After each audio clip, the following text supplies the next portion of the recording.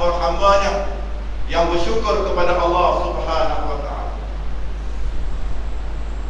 Kufur berarti tidak percaya atau ingkar kepada Allah Subhanahu wa ta'ala dan menolak kebenaran yang dibawa oleh Nabi Muhammad sallallahu alaihi wasallam.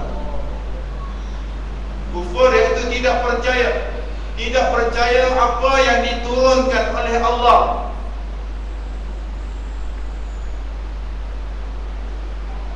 Menolak mentah-mentah apa yang diturunkan oleh Allah Subhanahu wa ta'ala. Tidak percaya adanya kebangkitan semula. Tidak percaya adanya dosa dan pahala. Tidak percaya kepada adanya syurga dan neraka.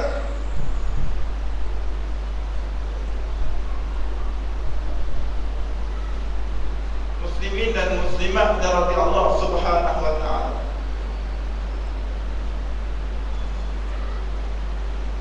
Dan ingkar apa yang dibawa oleh Rasulullah.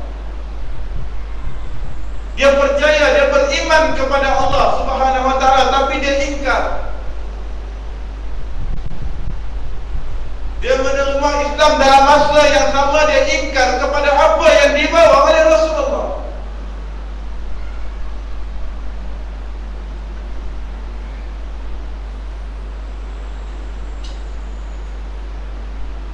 Lisan yang mengaku bahawa Allah adalah pemilik alam ini, tapi hatinya menolak.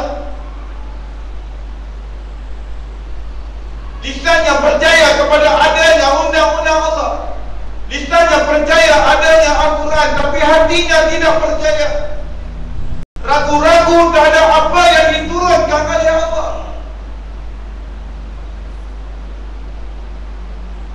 Muslimin dan muslimat dirahmati Allah Subhanahu wa ta'ala.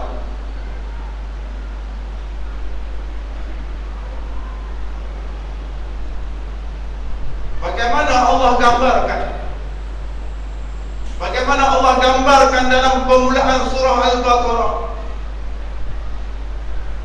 Allah bagikan 3 jenis golongan. Yang pertama, golongan yang beriman kepada Allah Subhanahu wa ta'ala. Disambung 2 ayat, golongan yang kufur kepada Allah, tidak percaya kepada Allah. Disambung 13 ayat atau 14 ayat, golongan yang ingkar kepada Allah, iaitu golongan munafik. Zahirnya beriman kepada Allah, zahirnya percaya kepada Islam, tapi di hatinya dia menolak apa yang dibawa oleh Rasulullah sallallahu alaihi wasallam. Ragu-ragu terhadap apa yang dibawa oleh Rasulullah. Ini termasuk golongan orang yang ingkar kepada Allah Subhanahu wa ta'ala.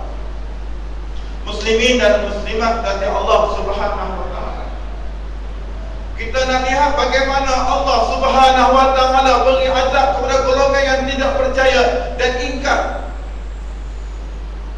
Kita akan masuk satu-satu. Yang pertama, kaum Nabi Hud. Bagaimana Allah Subhanahu wa ta'ala menyatakan, wa ila 'adin akhahum Hud qala ya qaumi i'budullah ma lakum min ilahin ghairuh afala tattaqun. Bagaimana kita nak lihat kaum yang ingkar kepada Allah, tidak percaya dan ingkar kepada Allah.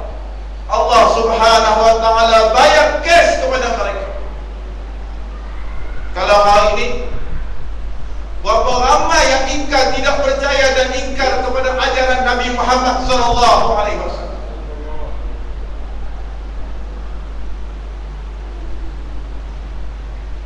Dan kepada kaum Ad, kami utuskan saudara mereka iaitu Hud. Dan berkata Nabi Hud alaihi salam, qala ya qaumi i'budullah. Nabi Hud mengajak mereka untuk beriman. Sembahlah Allah.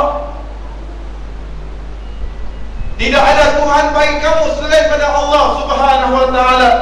Afala tattaqun. Oleh itu, tidakkah kamu mahu bertakwa kepada Allah Subhanahu wa ta'ala? Oleh itu, tidakkah kamu mahu takut kepada Allah Subhanahu wa ta'ala?